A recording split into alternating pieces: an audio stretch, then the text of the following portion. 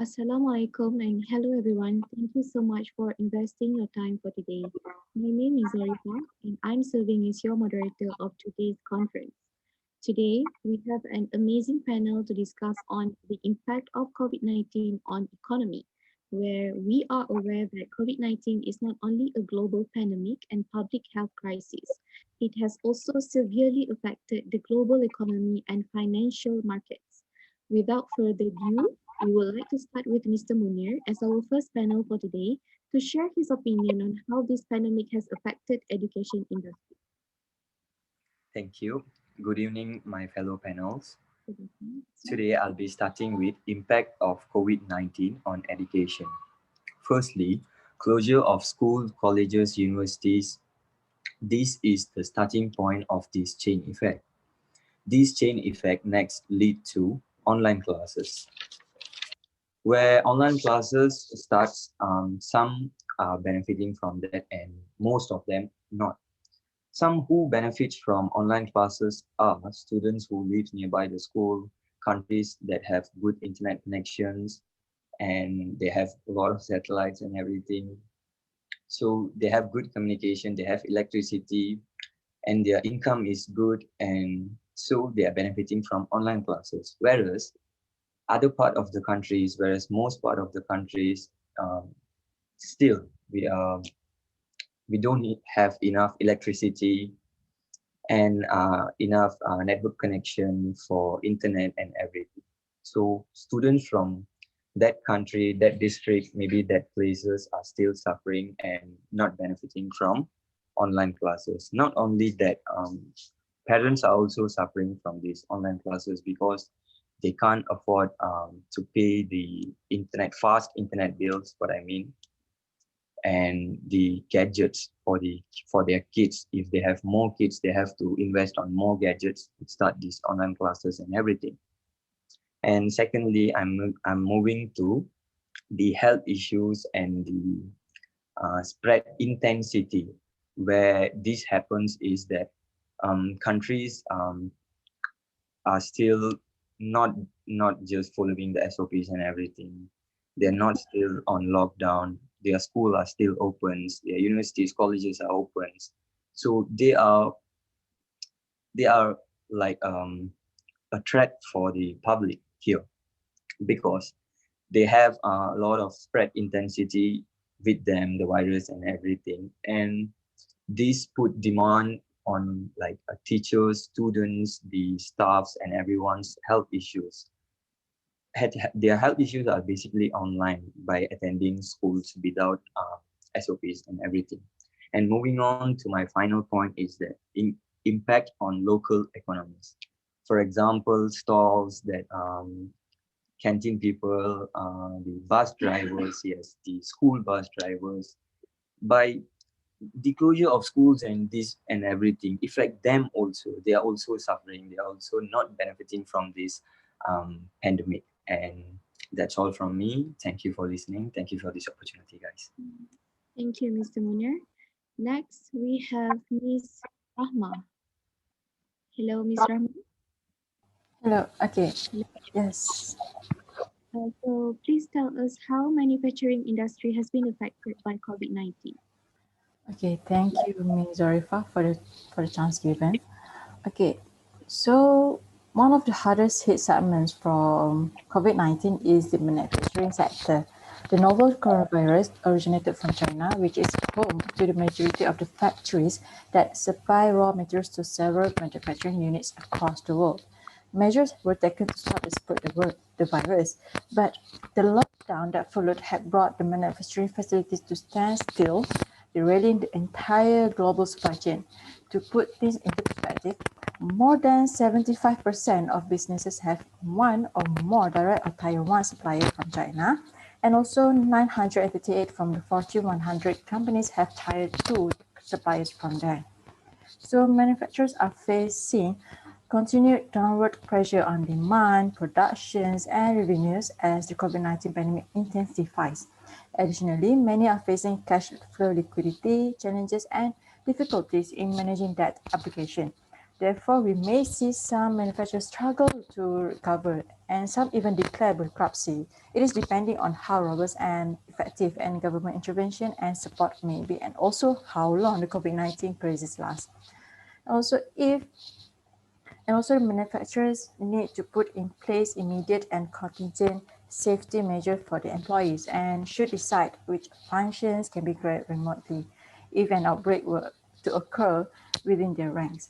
The sector is also likely to expect a prolonged reduction in capacity and also cost structure, which may translate into possible staff reductions and also related measures as economic activities and commercial aviation decline.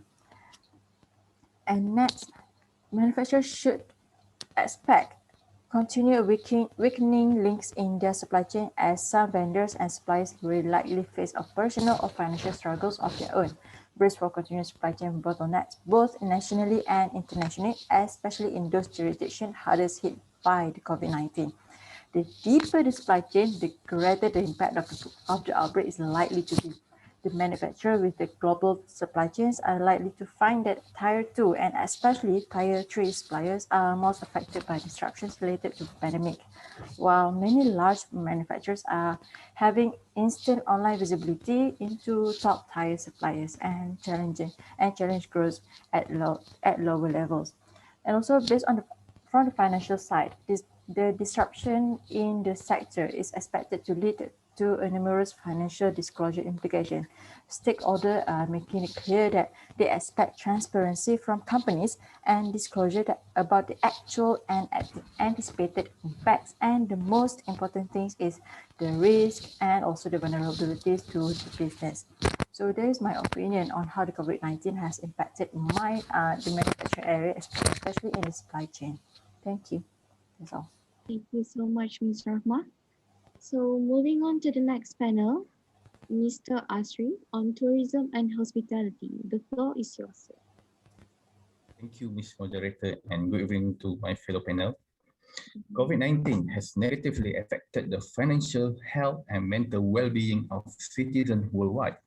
Travel and tourism are known as the focal elements of the world economics and financial backbone.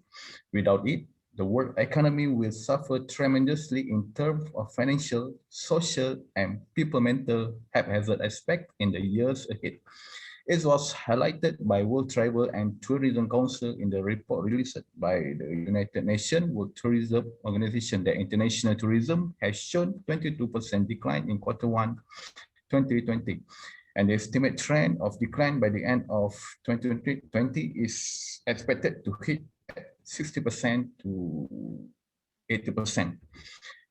The industry has already experienced 67% less tourist mobility and USD 80 billion loss from tourism export compared to Q1 in 2019.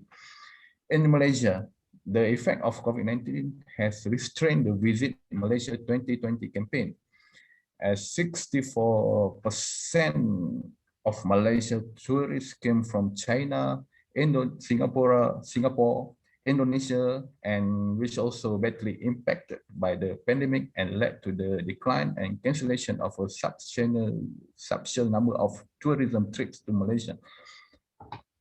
And also the Ministry of Tourism, Art and Culture Malaysia estimated losses incurred by the country mainstream tourism players such as transportation, accommodation, restaurant sector, and event business from January to March 2020 as 9 million Malaysian ringgit.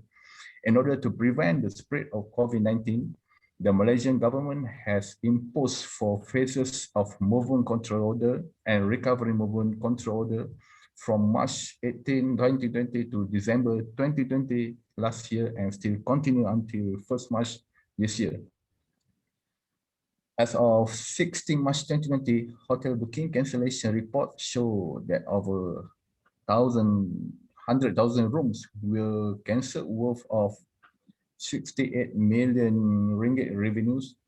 According to the report, a sign of depression among the hotel employee has raised as 70% of employees had to take unpaid leave. 9% had to undergo pay cuts and 4% will permanently retrenched. During the first phase of MCO, which was from 18 March to 31 March 2020, the hospitality sector has lost over 510 million ringgit from room revenue. And in the second phase of MCO, the estimate incurred loss is around 5,070 million ringgit. According to Yap Singh, the CEO of Malaysian Association of Hotel, for the period of January to June 2020, the approximate loss of 3.3 billion ringgit revenue compared to the same period of 2019 from the room revenue alone. In this scenario, the expected average occupancy rate for the current year is around 30%. Typically, hotels are not expected to record any profit below 50% occupancy rate, and considering such projection, consequently, the Malaysian hotel industry will see around 30% of the industry player closing down their operation either permanently or temporarily if the global pandemic situation continues to surge. Okay, that's all from me. Thank you. Thank you, Mr. Ashri. Last but not least is Ms. Munira. So, Ms. Munira, the coronavirus pandemic has reached out almost every country in the world. Can you please share with us on how this virus has affected food and beverages industry? Thank you, Zarifa. So good evening, everyone. I will proceed with food and beverages industries. A pandemic is not a new event encountered in the history of humanity because mankind has faced various pandemics in history. The common points of pandemics is their serious negative effects on global economy. Considering the food supply chain, one of the most important sectors of the economy, it has been seen that COVID-19 has an impact on the whole process from the field to the consumer. Every industry in the world expects to see how the COVID-19 outbreaks will affect the manufacturing industry, and the food industry is no different from other industries. However, the difference in the food industry from other industries is to produce products that are essential for daily life. The closure of all restaurants and limited service eating places affected the eating or purchasing habit and resulted in an unusual demand shift from food service to retail. As we all know, from this pandemic, there are people out there has lost their source of income. So this somehow affected food buying patterns. Food buying patterns. Consumers are aware to not overspend during this time around. This pandemic has also affected many small businesses, such as night market, school canteens, because they had no choice but to close their business. And this also means they have no source of income for months. Not just that, but there are many more industries that got affected. I have touched one of them today. The purpose of this review is to evaluate the impact of COVID-19 on the food sectors. Formal and informal sources were used to obtain information about the food supply chain during COVID-19 outbreak. Thank you. That's all from me. Thank you, Ms. Munira. In my opinion, despite the development of new vaccines, many are still wondering what recovery could look like. And to conclude our discussion for today, I would love to give a warm reminder for all of us to adhere to the SOP by the government on the COVID-19 pandemic, as adhering to it is not merely an individual effort, but a collective one. So remember to stay safe and stay healthy. Thank you to all panels. Have a nice day. Thank you.